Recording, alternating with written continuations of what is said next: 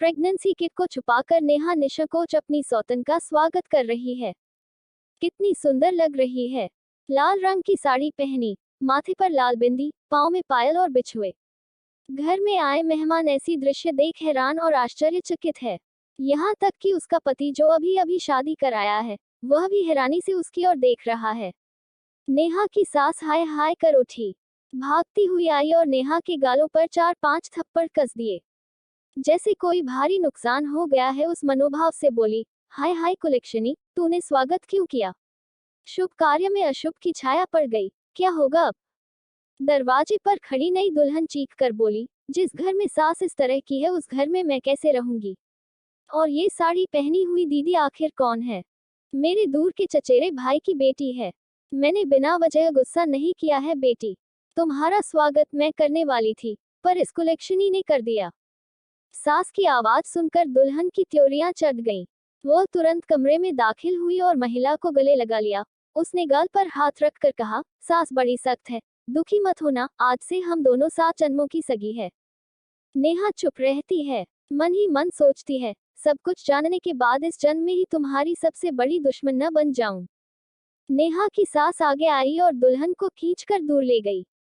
उनकी हरकतों से दुल्हन हैरान है। वह कुछ बोलती उससे आगे ही सास बोल पड़ी, बेटी, उसके पास मत जाओ। वह मनहूस है, उसके साए में पांव पड़ना भी पाप है। नई दुल्हन की फिर से त्योरियां चढ़ी। सास से भी तेज स्वर में बोली, वह मनहूस है तो क्या आप चुड़ैल है? नई दुल्हन की ऐसी बातों से सास सहम सी गई, आंखें बड़ी बड़ी हो गई।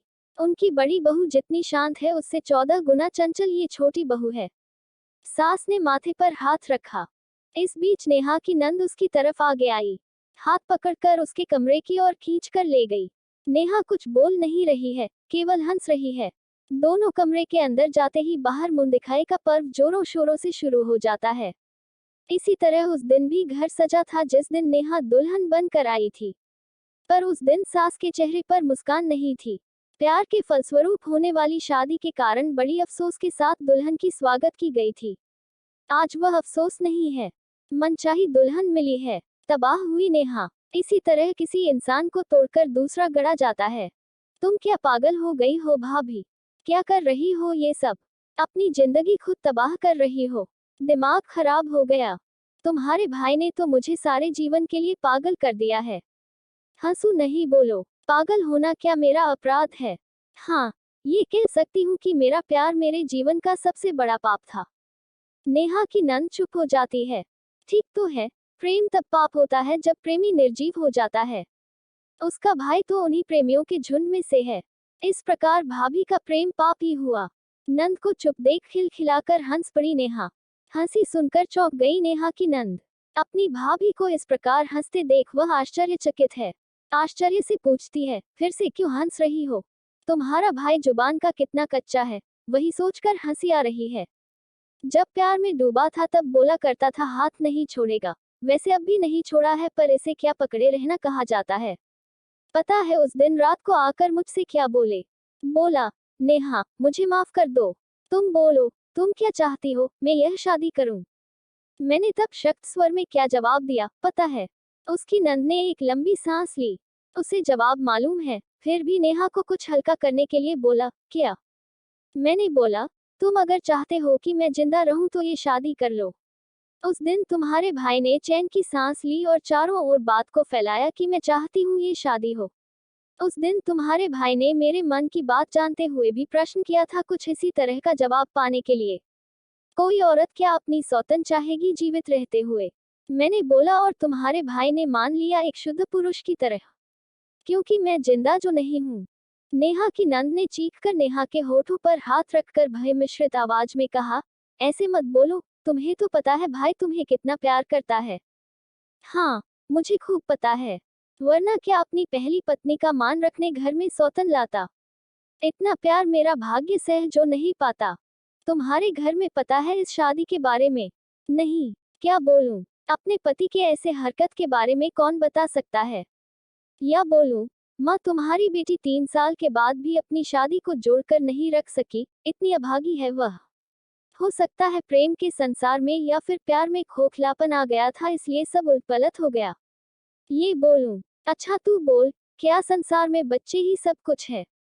उसकी नंद बहुत देर चुप रही, फिर बोली, तुम्हारे संसार में तो सब यही सोचते हैं। विरोध नहीं कर सकी। किसके लिए विरोध करती? तुम्हारे भाई के लिए। वह तो खुद मेरे विपक्ष वाली टोली में है। उसका तो अब नया रंग चढ़ेगा। वह क्या मैं नहीं समझती? समझती हूँ, और समझती हूँ इसीलिए उसे रंग के समुंदर में डूबो दिया खुद को बेरंग कर। तुम्हारा घर तुमने खुद तोड़ा। नेहा की नंद ये कहकर रुकी नहीं, कमरे से बाहर चली गई। उसे भी क्या अच्छा लग रहा है अपनी जान से ज्यादा प्यारी सहेली को ये सब कहते हुए। क्या कभी सोचा भी था परिवार, परिस्थिति और प्यार इस तरह बदल जाता है? नेहा ने नंद बाहर निकलते ही दरवाजा बंद कर दिया। प्रेगनेंसी किट को बाहर किया जहां चमक रहा है पॉजिटिव लकीरें। नेहा के अंदर एक और जीव रहने का प्रमाण। नेहा ने किट को तोड़ डाला और फेंक दिया डस्टबिन में। ये किसी को पता नहीं चलेगा। बोलना होता तो वह कब की बता चुकी होती। जिस दिन उसका पति नई शादी के रंग चढ़ाए उसे पूछने आया था, उस दिन बताने की बड़ी इच्छा थी। सुनो जी, तुमने तो बच्चे के लिए शादी की थी, ये देखो हमारा नया मेहमान आने वाला है। लेकिन ये शब्द नेहा ने उच्चारण नहीं किया। उसका पति इन 3 सालों में उससे ऊब गया है, यह उसे अच्छी तरह समझ आ गया है। सिर्फ आजाद होने के लिए एक बहाना चाहिए था, जो बहाना नेहा ने खुद तैयार कर दी है। वह तो बेपनाह प्यार करती आई है, प्रेमी का मन न समझे, ऐसा क्या हो सकता है?